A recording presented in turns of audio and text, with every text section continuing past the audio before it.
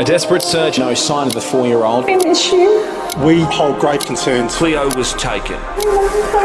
18 days of asking, where is Cleo? What's your name, sweetheart? His name was Cleo. 8 days since Cleo's disappearance, authorities turned the focus of their attention from a search to a criminal investigation. Searching the fence line for fingerprints. Forensics examining the family home of 4-year-old Cleo Smith. Meanwhile, in a country town 1,000 kilometres away, Cleo's disappearance stirs up painful memories of another mystery disappearance.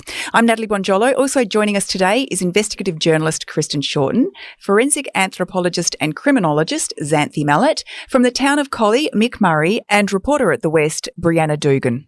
Brianna, we heard in that news clip just a moment ago that forensics arrived at Cleo's family home on Saturday 23rd. Can you describe what you could see them doing there?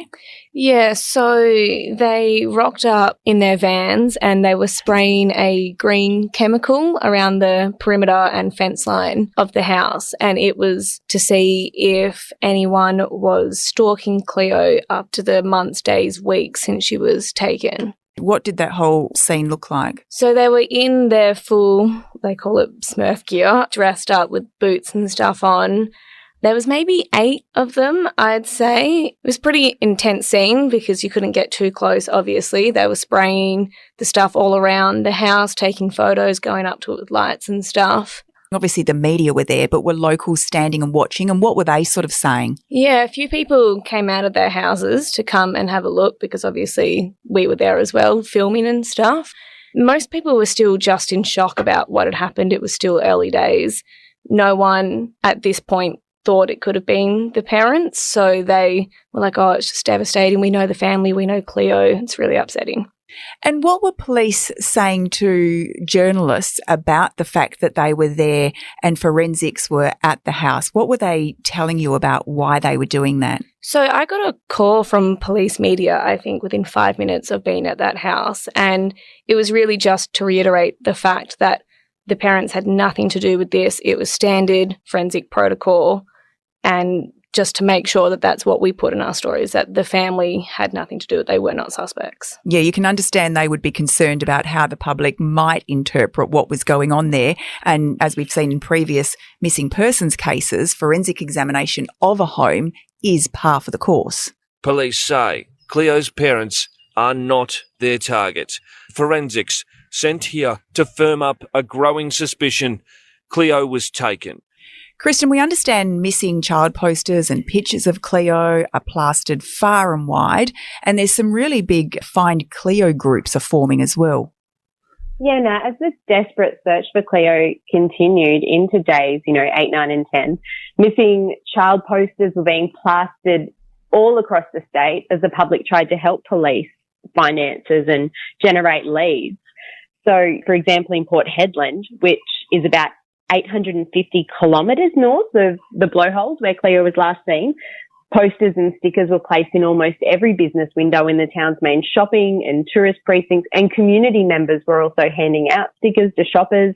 And then 1,000 kilometres south in the Perth CBD, Cleo's photo was blown up on the 45-metre high digital tower in Yagan Square, which police also used to plea for information in the disappearance of Gerard Ross a couple of years ago when they were reinvestigating. So on the giant circular screens there, they're seen by thousands of pedestrians and drivers every day driving through the CBD or passing through. So they were flashing up images of her missing sleeping bag and her pink onesie that she was last seen wearing.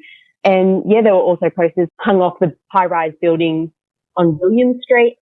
Businesses in Exmouth and Karratha had also placed Cleo's missing person posters in their shop windows and around the town. The whole state was saturated with these posters. In the Exmouth town centre and the local supermarkets, the posters actually featured a QR code, and when you scanned it, it directed people to a Facebook group, Bring Cleo Smith Home, which had more than 55,000 members. It wasn't affiliated with the police or offering updates from the investigation or anything like that, but it was more of a support group and people just all chipping in, trying to contribute to the search in any way they could, whether that be by printing off posters or supplying food to the searches or doing anything they could in the community to support the family as well. And yeah, there was a hashtag being used as well on social media, Bring Cleo Smith Home. The way people came together was staggering as it was unfolding. And we know Eddie Smith told us in episode 4 that the locals particularly, despite all of this groundwork and legwork that everyone was doing, they were starting to feel so incredibly frustrated by the lack of progress. I think the mood around it, I think people are fairly despondent. They're being very fully supportive of the family, which they should be, and probably a little bit depressed in a lot of ways, I think. There's a lot of people I've found in tears at what's happened. Mick, you live 1,000 kilometres away in Collie, where you grew up, you served as a Member of Parliament for 20 years. Did Cleo's disappearance strike a raw nerve in your town? Oh, it certainly did. Even personally, you flash back to what happened in Collie, but also, thinking about the size of that little girl being a father and a grandfather, you certainly relate to it very quickly. And thinking back to what happened with Lisa Mott's disappearance in Collie, and for those who don't know the story, Lisa Mott, we mentioned earlier, was 12 when she vanished off the streets of Collie. She was last seen getting into a yellow panel van and never seen again. Looking at how things were unfolding at the blowholes and how things were unfolding in Carnarvon, did those first weeks bring back what the first weeks in Collie were like? And did people come together eventually in that same way? I mean, do you remember that sense of desperation? Did it get to that sort of fever pitch, I guess?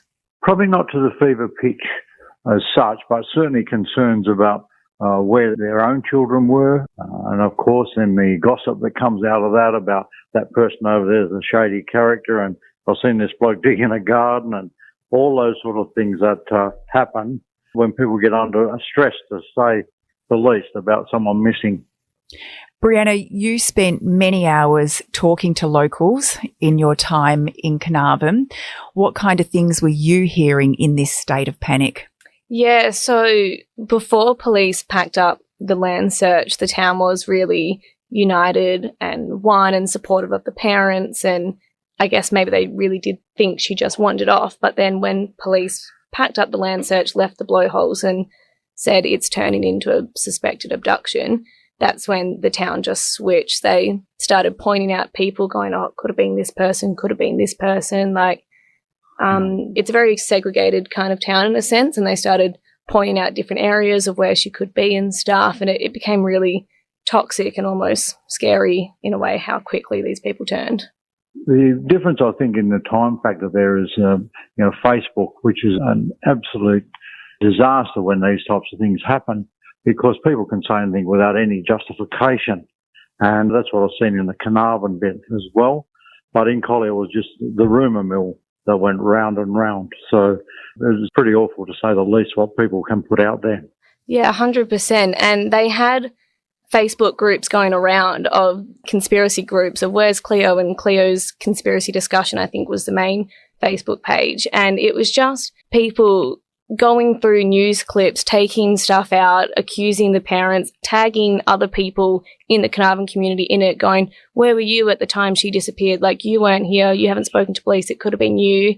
And then private investigators started to come up to the town and accuse locals that they were interviewing as well. And it was terrifying. Mick, you spoke up at the time and you actually urged people not to get caught up in gossip in Cleo's case and to focus on police. Obviously, you realised that the armchair detectives thought that they'd solved the case. So did that bring back those memories of where people started to turn on each other? Oh, it did. When people were building a new shed and they put a concrete floor in, and people saying, "Oh, I wonder what's under that," and those sort of things that neighbour against neighbour, and something that some human nature about it, but it's bloody awful, to say the least. But the other thing it has, even this week, I've received a letter from a lady who's has concerns about Lisa Mott and about how the inquiry was done, but has her theories. So the Cleo one has certainly brought back those memories back into the town. I mean, you can only imagine that this is born from a place of fear. It's been 40 years since Lisa disappeared, and Lisa's mum, Marion, is now in her 70s. I guess there would have been a genuine concern that that's the fate that Cleo's parents could have been facing. Well, certainly. And after the issue about being in the water or lost was gone, that's when it really, I think, hit home to people. And unfortunately, there was also some disbelievers out there. But congratulations to the police and the volunteers in that area. It is extraordinary outcome. As we mentioned before, the $1 million reward was offered, and we know that $1 million was also offered for Lisa Mott. We obviously hope that one day her family gets closure.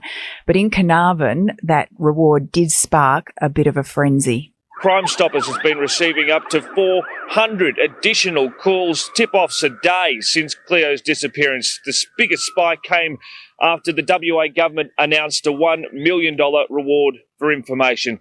I can't stress this enough. Detectives are still calling for vigilance here and across the state. Brianna, you touched on this just a moment ago when you said PIs came into town. There was also bounty hunters. What kind of additional pressures or stress did that bring? Quite a bit to the actual locals of the town. I mean, it's a small town. Everyone knows everyone. By the end of my stint in Carnarvon, I was known by the pub owners and the coffee shop owners and stuff. So you can only imagine having these, I guess, foreigners come into the town and pretty much just accuse people of going, where were you at the time she went missing? Who do you think could have done it? I need leads and stuff. I know at the time they were actually quite media shy, the bounty hunters who were in town. Did you speak to any of them? Yes, I managed to speak to one who chartered a helicopter out to an area where he thought Cleo could potentially be buried. And when I spoke to him, he got really defensive and said, I'm not a bounty hunter. I wasn't out there for Cleo, even though he said to the helicopter pilots he was. And yeah, he was like, I don't know where Cleo is. I've got nothing to do with this. I'm not talking to the media. Well, this is what police had to say about it at the time. We do welcome anyone who can help find Cleo. I will ask that people not put themselves at danger or at risk in doing so. Kristen, Detective Wild thinks that Cleo is in the state still, and that's partly to do with WA's COVID restrictions, which would make interstate travel very difficult. In an exclusive interview with us on Saturday, October 23, so a week after Cleo went missing, he did tell me that he thought the 4-year-old was probably still in WA, and he said that while she could be anywhere, the likelihood of her abductor having crossed the border with her was low, because if they had crossed the border, it would imply that the perpetrator was someone from the eastern state who committed the offence. And when he said it's more likely, if she has been abducted, that the offender would have been a local, or at least from WA. And he also added that government agencies across the country, as well as police and residents in the border regions, were all on the lookout for Cleo, and there had not been any leads or credible sightings in that first week to indicate that she had been taken interstate. Well, then on day 9, he also reveals some new information at a press conference in Perth. Superintendent Wild, who is now, by this time, the boss of Task Force Rhodia, which is in charge of investigating Cleo's disappearance, he said at a press conference that they had received new credible information that at about 3 a.m. on the morning that Cleo vanished, a car was seen turning south off Blowholes Road headed for Carnarvon. Now, Superintendent Wild said that 2 people who are credible sources, they were travelling for work, had come forward to police. They were travelling together along the Northwest Coastal Highway in the early hours of Saturday, October 16, when they saw a car turn right off Blowholes Road sometime between 3 and 3:30 a.m. They said that the car definitely had its headlights on, but they were unable to provide any more of a description other than it was a passenger vehicle and not a truck. So obviously at that time, they wouldn't have been particularly on the lookout for any vehicles. No one at that stage knew Cleo had been abducted. So that's just what they recalled observing. And police were treating that information really seriously and appealing for whoever was in that vehicle to come forward to police and identify themselves. Were they ever able to give a description of the car? Only that it was a passenger vehicle and not a truck. It had its headlights on. The 2 people who were travelling that observed this vehicle weren't sure if there was a passenger or whether it was just a driver. So The level of detail was quite low, but they recalled the time and the location quite clearly. To this day, there's still no clarity on who that car belonged to or who was driving it. Police appealed for the driver of a car to come forward, which was seen near where Cleo went missing. Witnesses driving north towards Karratha spotted the car turning south from Blowholes Road between 3 and 3:30 on the morning she vanished. Xanthé, do you think the remoteness of this case would have made for a difficult investigation? Well, I think the remoteness both helped and hampered this investigation, actually, because what we're seeing is hampering it in terms of less CCTV than you would expect if this happened in a suburban or more city-based environment. There would have been more cars on the road, so they would have had dash cam. All those kind of technological assistance elements would have been more useful, I think, in a different environment. However, I think what really helped this particular investigation was the fact that it happened near a really small town with only like 5,000 inhabitants. And I think because everyone in that town knew each other, they had either known or had sight of the family. I think it was basically like having 5,000 extra pairs of eyes and ears. So I think the remoteness initially hampered, but ultimately helped find Cleo and bring her home, fortunately, physically, at least unharmed. We saw the extraordinary community response to Cleo's disappearance. Have you seen that before when someone has gone missing from a small town, that there is such a laser focus? Yeah, I think a good example would be the Tyrrell matter. So obviously that happened in Kendal, or just outside of Kendal, which is another small town, obviously on the New South Wales coast, but it's got that small town feel. Cleo was obviously a resident though, which is a slightly different scenario. The family lived there, whereas William Tyrrell and his foster mum and dad were visiting Kendal, but there's still that small town feel. Everyone feels touched by an event like that, especially when a child goes missing. And I think also the similarities are drawn because we've got those pictures of William and we had pictures of Cleo. So you could really humanise that story. So, yeah, I think something about child abductions do really focus the public's attention, especially for the locals who feel really connected and engaged with that story and become very involved in wanting to find that child and bringing them home safely. It's sort of that by the grace of God go I, isn't it? You think, oh my gosh, you can actually imagine, or you can't imagine, what the families are going through.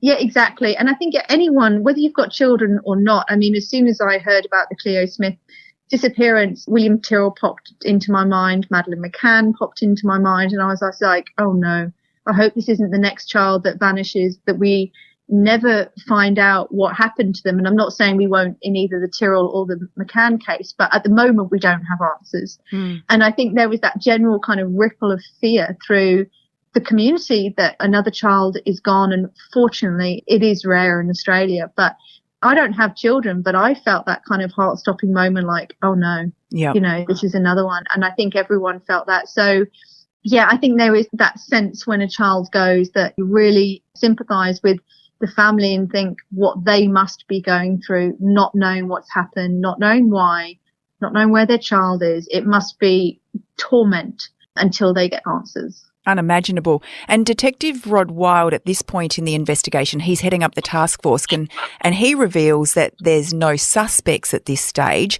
But at the same time, he's also loath to delve into offender profiles. What sorts of theories in general would they be exploring?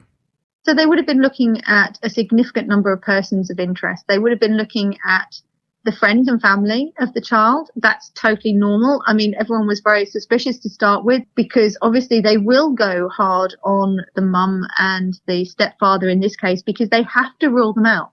So I always say that in an investigation, they will always look at those closest to the victim. And that doesn't mean that any suspicion needs to be levelled at them. It's just part of the investigative process that they have to go through. They would also have been looking at everyone at the campground who'd been there, everyone who knew that they were going to be at that campground. friends, family, etc., people who may have overheard them in local shops, as they were leaving town, filling up with fuel, anyone who had knowledge of where Cleo would have been at that time.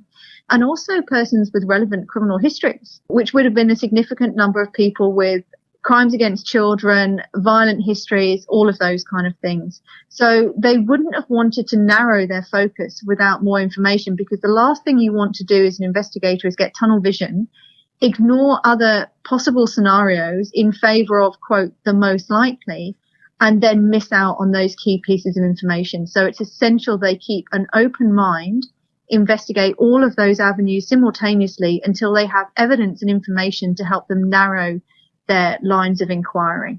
Throughout the investigation, we see police go to great pains to say to the public that everything you're seeing is standard procedure and not to read into what they're doing at that point in time, which is exactly what you're saying. One of the things that Shire President Eddie Smith mentioned was that he was taking calls from clairvoyants, and we do hear this when there are missing persons. What kind of weight does police add to psychics and what mediums have to say? Well, I mean, I can't talk for the police in this particular investigation. I have spoken to a number of officers over the years about psychics and clairvoyance, however, because apart from anything, when I make commentary in the media about some of these high-profile cases, a lot of them then contact me too. So, yeah, I do have contact with individuals of this nature, and I know how much stock I put in that information, which is basically none. My thought process is that if a clairvoyant or a psychic actually comes up with anything that's going to be of value, then I would be very suspicious of that person, and not because they've got that from another entity. I would be thinking they have some practical reason for knowing this.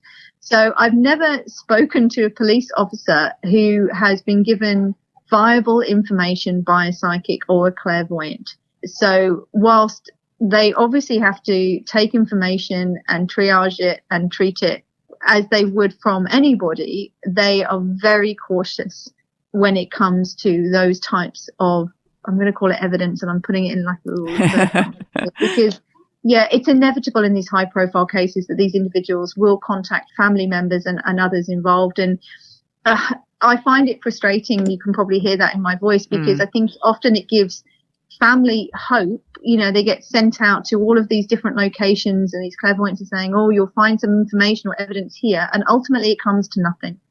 And I didn't think it's just really hard for families. They feel they have to follow these things up, and ultimately they're disappointed. And I've never seen any positive outcome from those kind of interventions, and I've never heard a police officer tell me that they have either.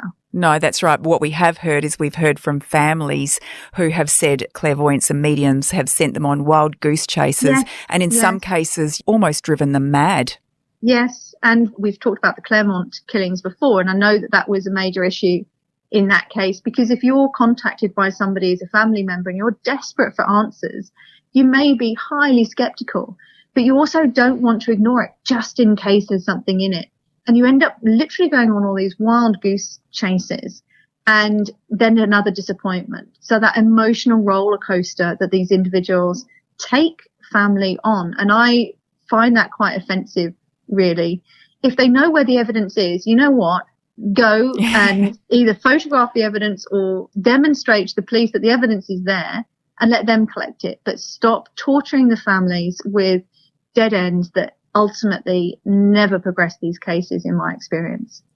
In these cases, it often appears as though police are walking a tightrope between what they make public and what they withhold from the public. How important is it for them to get that balance right? Yeah, it's essential. And we've seen different media strategies played out in different cases. And I think what is clear now is that the police include the media as part of their investigative toolkit. So they understand the power of the media and that it needs to be leveraged to advantage of the investigation. I don't mean police advantage. I mean to make sure that the messages are going out to the public at the right time, that it's the right message, that it's given in the right way, but also they can use that to put pressure on persons of interest, for example, if they're trying to do that. So they can use it to assist in their investigation. And certainly I think that played out with the Cleo Smith investigation. The way the information was released seemed very strategic, very targeted. The reward being announced very early on, for example, was obviously part of that broader strategy to gain attention from the public, but also information. So, yeah, I think that's now part of the investigative structure. And I think that's a really positive thing. Obviously, in this case, it led to a great result with great engagement with the public, partly through that process. Yeah, you mentioned Claremont a little earlier, and it does make me think back to Claremont, which we spoke about in another podcast. And what we did find out through the course of that 9-month trial into those Claremont killings was that police had actually withheld information back at the time in the late 1990s, and some of that was CCTV vision that didn't come out till 10 years later. Some of it was this link between police looking at Telstra cars, whereas the public was unaware of that. We knew they were looking at taxi drivers, but not Telstra cars. Do you think police have learnt from cases like that and have found that better balance and know what does need to be divulged? Well, I think certainly they've learnt about media strategy. But remember, we're always viewing these cases through the lens of a crystal ball. And we say, well, maybe if they've released that information to the public, they may have got key information. Well, we just don't know that in any particular scenario because it didn't happen. But certainly I think that lessons have been learned about media strategy. And we mentioned Madeleine McCann earlier. And I think not only the police media strategy, but the family media strategy too. So in the McCann case, Madeleine's parents kept Madeleine on the front page for months. And that was really important because sadly, we still don't know what happened to Madeleine. But it was clear to me that they knew that the only way they were likely to get answers was if she was in people's minds. As soon as she slipped to page 3 or 8 or off the news entirely, then people were going to forget her. They had to keep her front and center of people's attention. So I think that was very clever of them. And I think that possibly that strategy was also played out with the Cleo Smith case in that the mother was active on Instagram, lots of photos of Cleo, keeping her in the public eye. And I don't know, but from the outside, knowing how some of this works, I wouldn't be surprised if that was something she was advised to do by WA police to assist them in their investigation as well. So I certainly think lessons are being learned, absolutely. So we've now got this mystery car. Forensics start collecting CCTV from houses and businesses that may have been able to capture it on camera. Hardcore volunteers from the homicide, gang crime, drugs and firearms squads are all in Carnarvon. Forensics today collected CCTV from a home on the Northwest Coastal Highway. Kristen, we also know that back in Perth, forensics are examining the family tent. There's some other exhibits that have been collected from the scene. But how much information or how little information are they releasing at this point?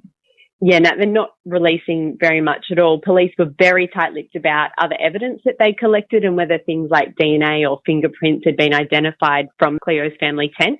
The only detail that police publicly revealed was that the tent zip had been opened to a height Cleo could not have reached. However, after Cleo was found, Paige Taylor from the Australian newspaper revealed that during the investigation, locals had come to believe that police had a footprint from the family's campsite that they had considered highly significant. Now, police haven't confirmed this publicly, but Paige reported that police had been questioning people whose mobile phones had been detected in the area about their shoes.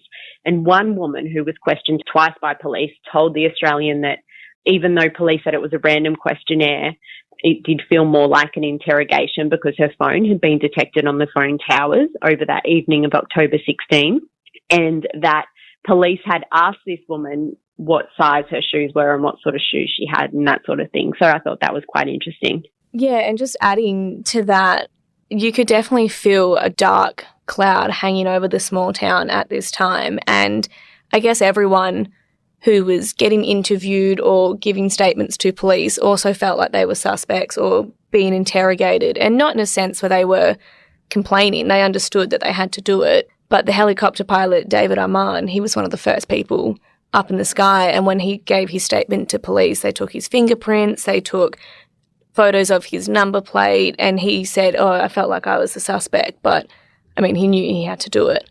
Brianna, the campsite search is now over, but holidaymakers are still being urged to keep on the lookout and what have you. The next day, police and forensics return to the family home. What do you see happening on the second day? So again, they just focused on the perimeter of the home. They didn't go inside. They sprayed the fence line some more, took more photos. I believe they went through rubbish and moved some stuff around in their backyard, but they were pretty tight-lipped on what they were doing. All we were told is it's standard protocol and the family are not suspects. Kristen, from what you know with the investigations you've done, would police also likely be collecting DNA from family members? Yeah, definitely. So I've seen in previous child abduction cases and similar investigations that police would always be taking the victim's DNA from the home, so collecting items that would have Cleo's DNA on it, but also taking DNA from her parents and other family members. And that could just be if they need it later on in the investigation as part of an elimination process, or also in the very worst scenario to identify if any victims remains. So, for example, when schoolboy Jared Ross was abducted during a family holiday at Rockingham back in 1997, police forensically examined his family's home up in Newman in the Pilbara, even though that wasn't where he was abducted from. And when we filmed our documentary at the West in 2019, The Boy in the Blue Cap, about Jared's abduction and murder, Jared's sister Beth, who was only young at the time, she said that she remembered when they returned to Newman that police had been in the house and there were lots of dust marks from where they were doing fingerprints and things like that. So it was all a bit surreal. And I spoke to Daniel Morcombe's parents, who said that police didn't forensically examine their house or car, but they did look at Daniel's bedroom and they took away his toothbrush and his hat, his cap, for DNA testing. Daniel's parents, Bruce and Denise, also provided a saliva sample at the time to police, and much later police requested a blood sample. They also took Bruce's fingerprints early on. Now, that was back in 2003, and police in this case would have been implementing, a lot of lessons that have been learnt since then, which is why their handling of this investigation is now being considered around the world as the gold standard of policing or detective work. So what police were saying when the forensics were at Cleo's family house in South Carnarvon was absolutely correct, that they were examining the perimeter and planning to examine inside the house just to cover off all bases. And Superintendent Wild had said to me that it was predominantly to see if there had been any trespass or things like that, but nothing of interest had come from it. But this was all just standard procedure and a part of thoroughness in an investigation like this. Brianna, on Sunday, beachgoers returned to the blowholes. Did you head out there to see what was happening and how many people were out there? Yeah, so we went out in the morning because that's more peak hour for snorkeling and stuff. The actual campsite was a ghost town. People were really respectful and stayed back. And for quite a while after, no one actually pitched a tent in the area where the Smith family were staying. The actual blowhole site was mainly tourists, I guess, travelling from north or south, who were a bit confused by why all the police were there and stuff. So we had to tell them, like, oh, this is what's happened. And then they became a bit more cautious, kind of stopped taking photos, packed up soon after. But there were still people there swimming, having a good time. Not so many locals, though. They were pretty respectful and stayed back. It was more people just travelling through the area. Mick, how long did it take for Collie to recover from the impact of Lisa Mott's disappearance? Well, I don't think they ever recovered totally. As I say, this week getting a letter from a lady rehashing or reviewing what happened to Lisa Mott. So, all those years ago, and it's still in people's minds, just sometimes like the Cleo issue jogged that memory, and people think there should be closure in Lisa Mott's case as well. Shire President in Carnarvon, Eddie Smith, said that it felt like Carnarvon had lost its innocence. Is that how you would have described it for Collie? Certainly. That's somewhere, where, children weren't playing in the street anymore, like they used to, kicking the footy and those sort of things. Parents were dropping off and picking up kids where previously they'd ride their push bikes home or walk home in groups, and those sort of things. That was certainly a big change within the community. Brianna, on Sunday night, there was a church vigil held. Did you go along to that? Yeah, so media was allowed. We respectfully stayed outside and only had, I think, 2 cameras inside. The family and friends aren't quite religious, so they didn't show up, but it was just more for the town to kind of show their support and rally behind the family. And all different faiths came to the vigil. It wasn't necessarily Catholic or Christian. And it was lovely to see people lit candles, mothers were holding their children, and it was just a sense of power, I guess, to tell the Smith family that they're not alone. Kristen, on day 10, the Premier of Western Australia begs whoever has Cleo to give her back to her parents. On the same day, Cleo's parents make another social media plea, don't they? Yeah, Nat. So on Monday, October 25, Ellie and Jake both posted pictures to Instagram calling Cleo best big sister ever and saying we all need her home. So Ellie made the emotional plea for Cleo's return, sharing a heartbreaking photo of Cleo with her baby sister Isla. And she shared that Instagram stories, also along with an image of the missing poster offering the $1 million reward for information. And the words, "We all need her home. Where are you, baby?" before calling her the best big sister ever. So it was just gut-wrenching. And then Cleo's stepfather, Jake, who hadn't posted anything on social media up until this point, also posted about Cleo's disappearance for the first time, sharing an image of the missing persons poster and the $1 million reward to his Instagram story. And in the days that follow, Ellie and Jake give their second television interview to Channel 7. Here's just a little bit of that. I love you. We miss you and we want you home.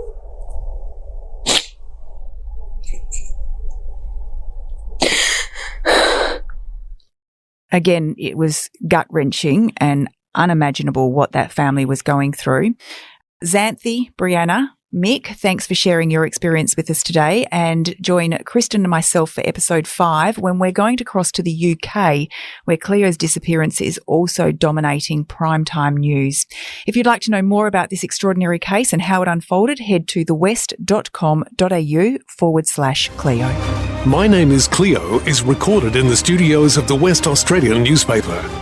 This podcast is produced and edited by Kate Ryan and hosted by executive producer Natalie Bonjolo. Audio clippings provided by Channel 7 and WA Police.